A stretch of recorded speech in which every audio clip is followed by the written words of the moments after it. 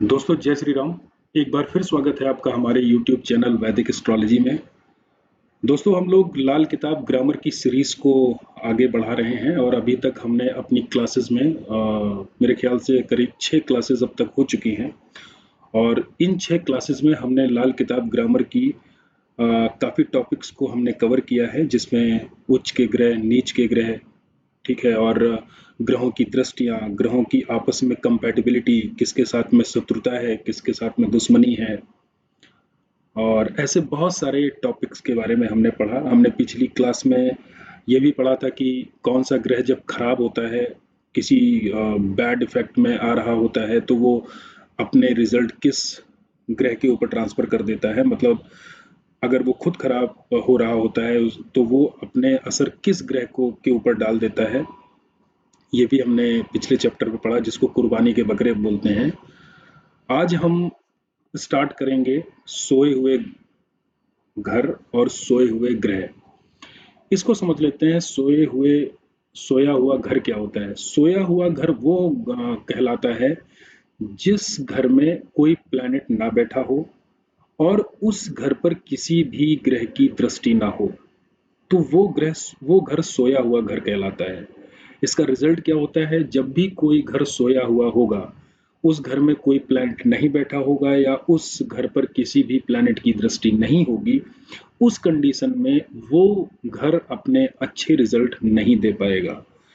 अपने अच्छे रिजल्ट वो किस किस चीज़ों पर देता है? जैसे उससे संबंधित रिश्तेदारों का सुख आपको नहीं मिलेगा, उससे संबंधित कारोबार का सुख आपको नहीं मिलेगा, या उस घर से संबंधित जो भी चीजें होंगी उसका असर आपको अच्छा मिलता हुआ नहीं दिखाई देगा। जैसे मान लीजिए 7th हाउस सोया हुआ है, तो 7th हाउस जो है वो हमारे व्यापार का होता है, हमारे स्पाउस का होता है, और डेली रोजमर्रा में जो हम लोगों से मुलाकात करते हैं उसका होता है। तो अगर 7th हाउस मान लीजिए सोया हुआ होगा, तो हमको 7th हाउस से रिलेटेड बहुत अच्छे रिजल्ट नहीं मिलेंगे। सोए हुए ग्रह को समझ लेते हैं। सोया हुआ ग्रह क्या होता है? सोया हुआ ग्रह वो होता है जब कोई ग्रह किसी हाउस में बैठा होता है और वो ग्रह जहां दृष्टि डाल रहा हो उस घर में कोई भी प्लैनेट ना बैठा हो, तो वो ग्रह सोया हुआ कहलाता है। जैसे मान लीजिए कोई प्लैनेट लगन में बैठा हुआ है, फर्स्ट हाउस में बैठा हुआ है, और सामने वाला हाउस 7th हाउस खाली है, तो लगन में जो भी प्लैनेट बैठा हुआ है, फर्स्ट हाउस में जो भी प्लैनेट बैठा हुआ है, वो सोया हुआ कहलाएगा। तो वो प्लैनेट अपने रिजल्ट नहीं दे पाएगा। इसी प्रकार किसी भी हाउस में कोई प्लैनेट बैठा हुआ है, मान लीजिए 4th हाउस में कोई प्लैनेट बैठा हुआ है और 10th हाउस खाली है, तो 4th हाउस वाला प्लैनेट सोया हुआ कहलाएगा। तो जब तक 10th हाउस में कोई प्लैनेट नहीं होगा, तब तक 4th हाउस में बैठा हुआ प्लैनेट खराब माना जाएगा। वो अपने रिजल्ट नहीं दे पाएगा, भले ही वो उच्च का ग्रह जुपिटर ही क्यों ना बैठा हो। इसी तरीके से मान लीजिए अगर कोई प्लैनेट 2nd हाउस या 12th हाउस में बैठा हुआ है, और अगर 6th हाउस में कोई प्लैनेट नहीं बैठा हुआ है जहां पर वो अपनी दृष्टि डालता है, तो 2nd हाउस या 12th हाउस का प्लैनेट सोया हुआ कहलाएगा। इसीलिए हमने पिछली बार जब दृष्टि का चैप्टर हम करवा रहे थे, उस टाइम हमने आपसे बोला था कि दृष्टियों का चैप्टर बहुत ही अहम है, क्योंकि आने वाली जो लाल किताब की जितना भी हम लोग लाल किताब का अध्ययन करेंगे, वो दृष्टियों के ऊपर भी बहुत ज़्यादा बेस होने वाला है, क्योंकि दृष्टि का टॉपिक हर प्रेडिक्शन में आगे यूज होगा। तो अगर आपने दृष्टि वाली क्लास नहीं देखी है, तो सबसे पहले आप उस क्लास को देखिए, उसको समझिए, तब ये क्लास आपको बहुत अच्छे से समझ में आएगी। तो इसमें लिखा हुआ है किसी घर में नेक हालत में बैठे हुए ग्रह भी कभी कभी अपना असर नहीं देते हैं, क्योंकि वो सोए हुए होते हैं। क्योंकि अगर मान लीजिए ग्रह सो रहा होगा, तो वो अपना असर नहीं दे पाएगा। किसी घर से संबंधित चीजों का जब असर ना मिल रहा हो, तब वो घर सोए होते हैं। मान लीजिए किसी हाउस से हाउस का हमारे जीवन में उसका रिजल्ट नहीं मिल रहा है, तो कहीं ना कहीं वो हाउस सोया हुआ कहलाता है। सोया हुआ घर, जिस घर पर कोई भी ग्रह ना बैठा हो, ना ही उस घर पर किसी ग्रह की दृष्टि पड़ रही हो। ये अभी मैंने आपको बताया कि कोई ग्रह, कोई हाउस खाली हो, उसमें कोई भी प्लैनेट ना हो और ना ही उस हाउस पर, उस घर पर किसी भी प्लैनेट की दृष्टि पड़ रही हो। अगर ये कंडीशन है तो वो घर सोया हुआ कहलाएगा और उस घर से संबंधित हमारे जीवन में हमको अच्छे रिजल्ट नहीं मिलेंगे।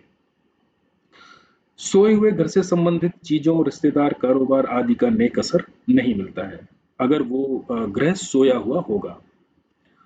सोया हुआ ग्रह क्या होता है ये मैंने आपको बताया। जब कोई ग्रह जहां दृष्टि डाल रहा हो उस घर में कोई ग्रह ना हो तो वह ग्रह सोया हुआ कहलाता है। जैसे एक एग्जांपल यहाँ पर दिया हुआ है कि 4th हाउस में जुपिटर है और 10th हाउस खाली है, तो जुपिटर सोया हुआ कहलाएगा। इसी तरीके से मान लीजिए 2nd हाउस में कोई प्लैनेट है, ओके मैं आपको बता देता हूँ।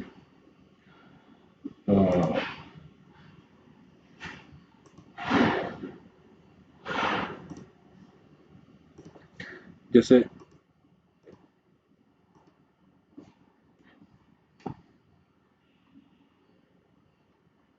ओके जैसे यहाँ पर मान लीजिए, एक मिनट थोड़ा मैं इसको बड़ा कर लेता हूँ। जैसे मान लीजिए यहाँ पर सन है, यहाँ पर मान लीजिए सन है और 7th हाउस खाली है, तो सन अपने रिजल्ट नहीं दे पाएगा। सन उस कंडीशन में किसी काम का नहीं माना जाएगा और सन के हमको अच्छे रिजल्ट नहीं मिलेंगे। इसी तरीके से जैसे मान लीजिए यहाँ जुपिटर बैठा हुआ है, ये 10th हाउस खाली है, तो जुपिटर भी हमको अच्छे रिजल्ट नहीं दे पाएगा। ओके आगे समझते हैं। अब मान लीजिए कोई घर अगर सो रहा है, अगर कोई घर सो रहा है और अगर हमको उसको एक्टिवेट करना है तो उस हाउस को हम कैसे एक्टिवेट करेंगे इसको समझते हैं। फर्स्ट हाउस को एक्टिवेट करने के लिए, फर्स्ट हाउस जो है हमारा गला है, तो हम अपने गले में किसी भी प्रकार की चेन, चांदी की चेन या सोने की चेन या कोई नग पहन सकते हैं। तो जैसे ही हम अपने गले में कोई भी नग पहनेंगे, कोई भी धातु की चेन वगैरह पहनेंगे, तो हमारा फर्स्ट हाउस जाग जाएगा। और फर्स्ट हाउस एक्टिवेट होता है मंगल से, क्योंकि यहाँ पर काल पुरुष की कुंडली में मेष राशि आती है और मेष राशि का जो स्वामी होता है वो मंगल होता है। तो फर्स्ट हाउस एक्टिवेट होगा मंगल से। तो मंगल से जब ये एक्टिवेट होगा तो इसको क्या करना पड़ेगा उपाय के तौर पे, मिट्टी के बर्तन में शहद भरकर अपनी घर की बाउंड्री में कहीं भी किसी जगह मिट्टी में इसको हम दबा सकते हैं। उससे क्या होगा कि हमारा फर्स्ट हाउस एक्टिवेट हो जाएगा। शहद मंगल होता है, मंगल से रिप्रेजेंट करता है और मंगल को हम अपने घर में कहीं पर अगर उसको हम दबा देंगे किसी मिट्टी के बर्तन में भरकर, तो ऐसा माना जाएगा कि फर्स्ट हाउस में मंगल को हमने एक्टिवेट कर लिया, फर्स्ट हाउस में मंगल की एनर्जी को हम यूज कर रहे हैं, क्योंकि फर्स्ट हाउस मंगल से एक्टिवेट होता है।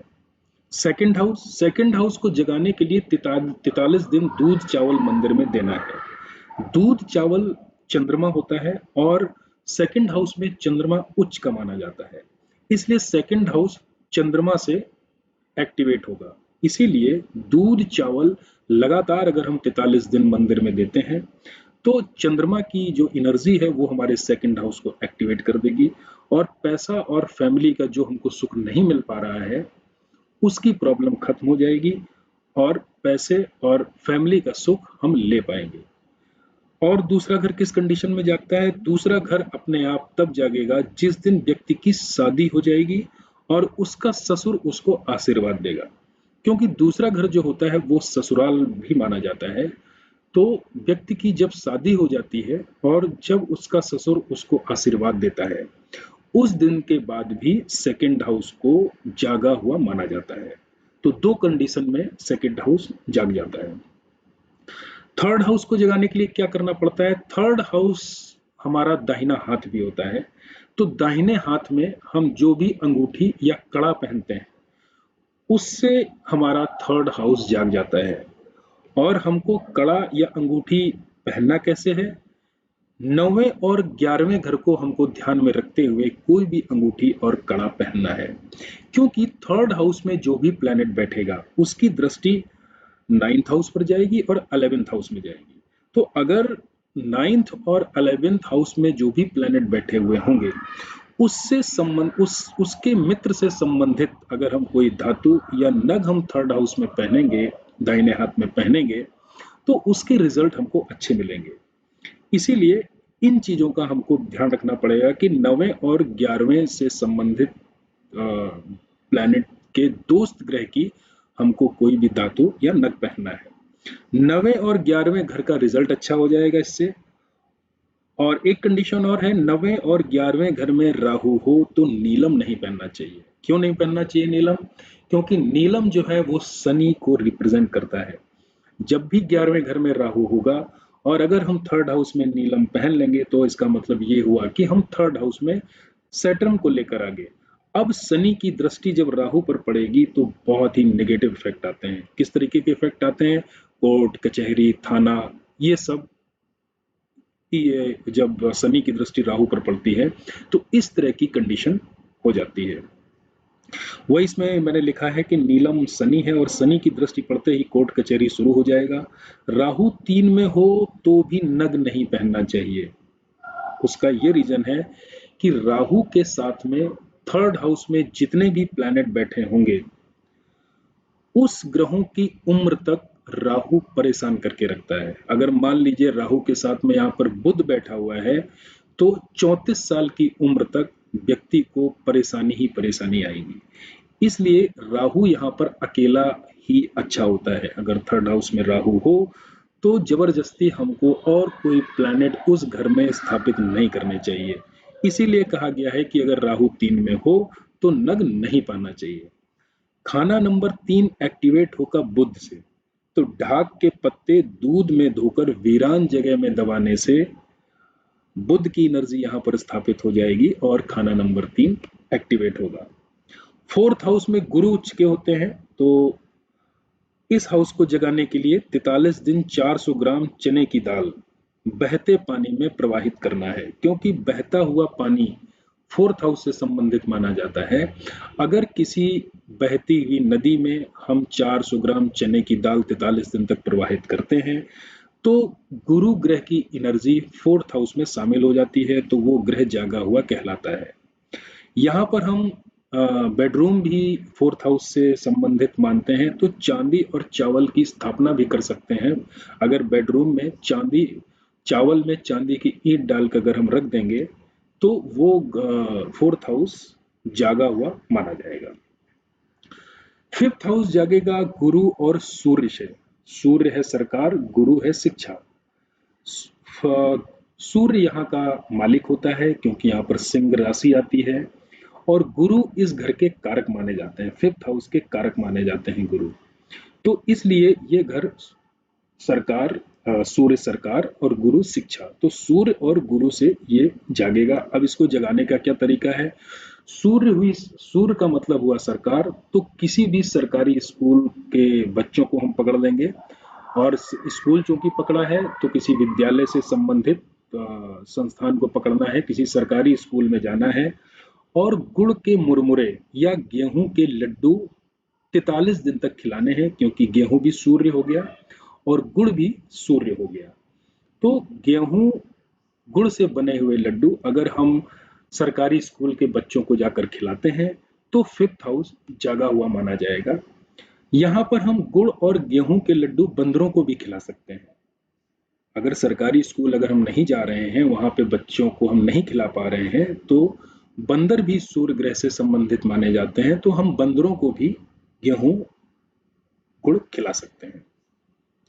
सिक्स्थ हाउस पाताल का पानी होता है। कुआं, तालाब या बोरिंग में कोई भी चीज डालने से सिक्स्थ हाउस जाग जाता है, लेकिन हमको वही चीज तालाब या कुआं या बोरिंग में डालनी है जो सेकंड हाउस में बैठे हुए प्लैनेट का दोस्त हो, उससे संबंधित हमको वो चीज पाताल या कुआं या बोरिंग वाली जगह पर डालनी है, क्योंकि सेकंड हाउस की दृष्टि सिक्स हाउस पर जाती है। अगर सेकंड हाउस में कोई प्लैनेट बैठा होगा, उसके दोस्त ग्रह से संबंधित कोई चीज अगर हम बोरिंग वगैरह में डालेंगे तो उसका रिजल्ट अच्छा आएगा।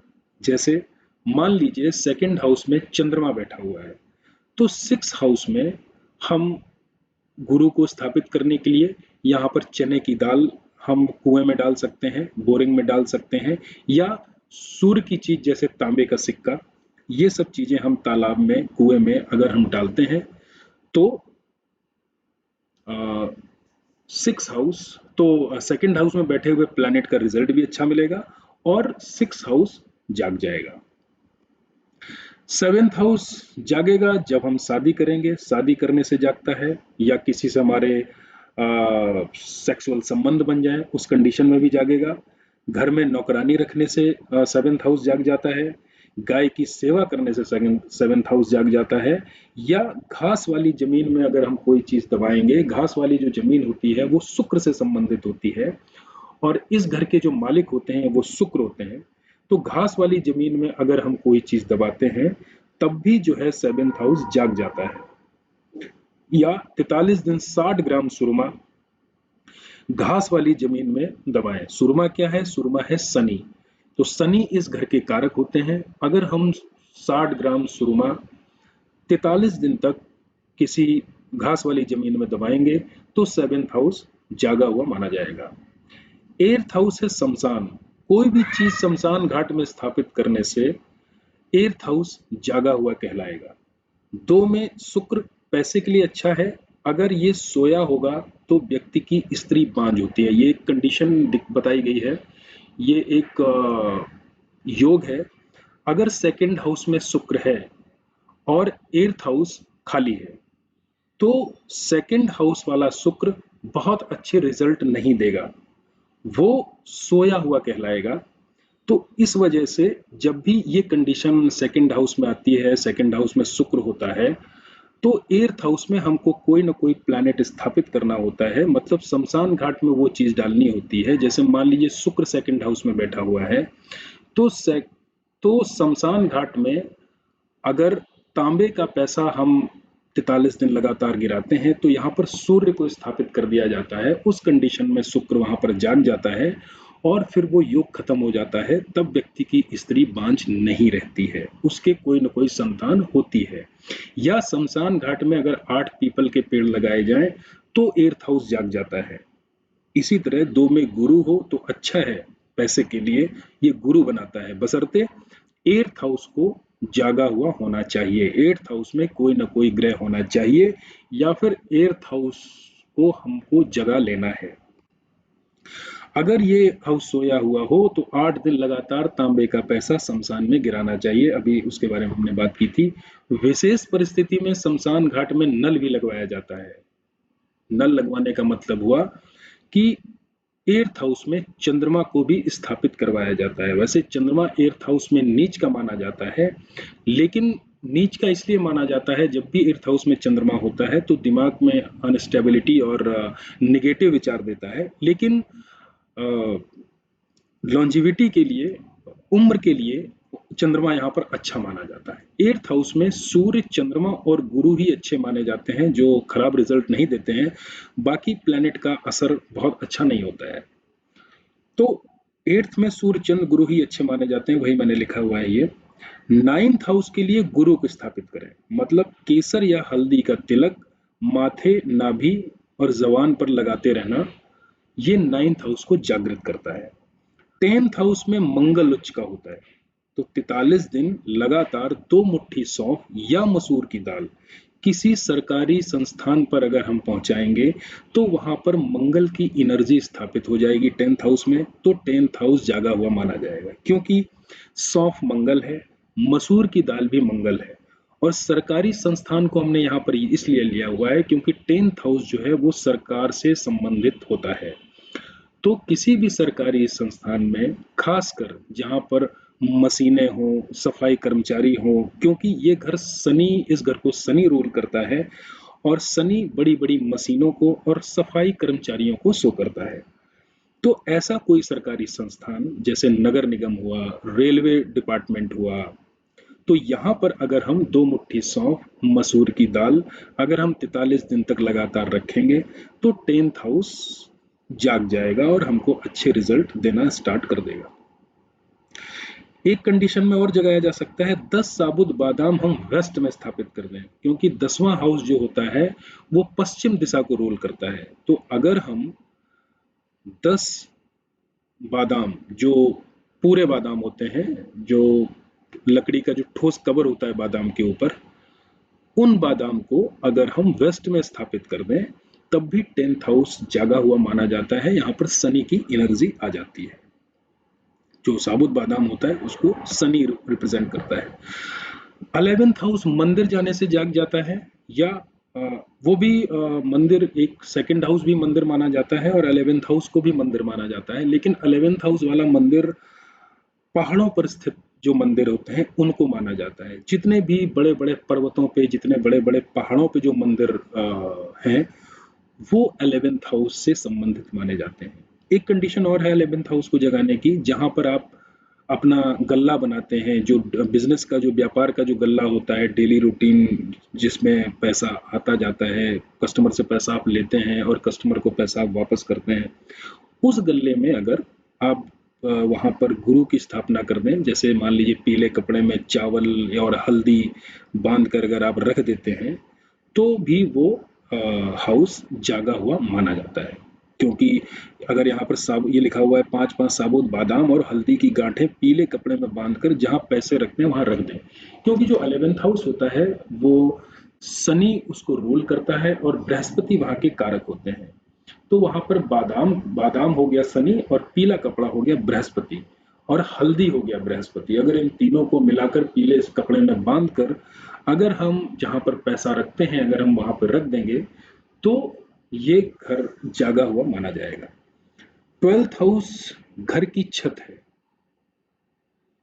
और यहाँ पर केतु उच्च का होता है और झंडा भी केतु से रिप्रेजेंट होता है। तो अगर हम अपनी छत पर या मंदिर की छत पर झंडा लगाते हैं, वो भी झंडा कौन सा, लाल रंग का, जिसमें जिसके किनारी जो है ना वो गोल्डन कलर की हो, तो इसमें जो है मंगल की एनर्जी और गुरु की एनर्जी, ये दोनों एनर्जी आ जाती हैं। तो वो अगर हम छत पर अगर लगाते हैं तो 12th हाउस जागा हुआ माना जाता है। एक कंडीशन में 12th हाउस को और जगाया जा सकता है, अगर हम हर रोज चने की दाल छत के ऊपर गिराएं तब भी 12th हाउस को जागा हुआ माना जाएगा, क्योंकि इस घर के जो रूल करते हैं इस घर को वो बृहस्पति रूल करते हैं। और 12th हाउस छत हो गया तो यहाँ पर हम बृहस्पति को स्थापित करेंगे, मतलब चने की दाल अगर हम 43 दिन तक गिराते हैं तो 12th हाउस जागा हुआ माना जाता है। तो ये था सोए हुए घर। जब भी कोई ग्रह हमको अच्छे रिजल्ट नहीं देते हैं या कोई घर अगर सो रहा होता है उससे संबंधित अगर हमको अच्छे रिजल्ट नहीं मिल रहे होते हैं तो उस कंडीशन में वो क्या सिचुएशन बनती है और उस सिचुएशन में हम उस घर को कैसे एक्टिवेट करें या उस प्लैनेट को कैसे एक्टिवेट करें, इसको हमने समझा। और अगले चैप्टर में हम मंगल बद को पढ़ेंगे। मंगल बद बहुत ही इम्पोर्टेंट चैप्टर है और बहुत सारी जन्म कुंडली जो होती है वो मंगल बद के कारण ही खराब हो जाती है। तो मंगल बद कई तरीकों से बनता है, इसकी बहुत सारी शर्तें होती हैं मंगल बद की। अगर कुंडली में मंगल खराब है तो सारी कुंडली लगभग लगभग खराब हो जाती है, क्योंकि मंगल हमारे शरीर को भी रिप्रेजेंट करता है और हमारे बॉडी के बहुत सारे हिस्सों को रूल करता है। और सबसे बड़ी बात, मंगल जो होता है वो रिश्तों का कारक होता है। तो अगर मंगल अच्छा है तो रिश्ते हमारे अच्छे होंगे, मंगल खराब है तो सारे रिश्ते हमारे बिगड़ जाएंगे। तो मंगलवत का अगला चैप्टर हम करेंगे। उसके पहले आप इन सोए हुए घरों के कॉन्सेप्ट को आपको बहुत अच्छे से रीड करना है, क्योंकि ये बहुत ही इंपॉर्टेंट चैप्टर है। जब भी हम आगे प्रेडिक्शन जब करेंगे, जब भी जन्म कुंडली हमारे सामने आएगी, और उस समय हमको ये देखना होगा कि कौन सा प्लैनेट हमको इस घर में बैठ के रिजल्ट दे रहा है कि नहीं दे रहा है, और कौन सा घर खाली है। इस घर को हमको प्रेडिक्शन में देखना पड़ेगा कि ये घर अगर यहाँ पर खाली है और अगर इस घर पर किसी की दृष्टि नहीं है तो ये घर सोया हुआ है, तो उस व्यक्ति को उस घर के रिजल्ट नहीं मिल रहे होंगे। तो कैसे हमको उस घर को जगाना है और कैसे उन प्लैनेट्स को एक्टिवेट करना है जो सोए हुए हैं, तो इस कॉन्सेप्ट को आपको समझना है और बहुत अच्छे से इस चीज को याद रखना है। तो आने वाली क्लास में हम मंगल बद करेंगे और भी आगे ग्रामर की जो सीरीज चल रही है इसमें आने वाले अभी बहुत सारे चैप्टर हैं। जब हम ग्रामर की पूरी सीरीज कवर कर लेंगे फिर हम प्रेडिक्शन पे काम करेंगे, फिर घरों के कॉम्बिनेशन पे काम करेंगे कि जो घर होते हैं वो कॉम्बिनेशन में रिजल्ट देते हैं। सिंगल घर की प्रेडिक्शन आप कभी नहीं कर सकते हैं। कोई भी कॉम्बिनेशन, हर घर कॉम्बिनेशन में रिजल्ट देता है। जैसे अगर हमको फर्स्ट हाउस की रीडिंग करनी हो तो उसके साथ में हमको 1, 7, 8, 11 ये तीनों घरों पे हमको ध्यान देना होगा, तभी हम फर्स्ट हाउस की प्रेडिक्शन कर पाएंगे। तो ये धीरे धीरे मैं आपको आगे सिखाऊंगा। उसके लिए लाल किताब का बेस मजबूत होना बहुत जरूरी है। तो ठीक है, मिलते हैं अगली क्लास में। आप लोग तब तक इसकी प्रैक्टिस करिए। खुश रहिए, आबाद रहिए। जय श्री राम।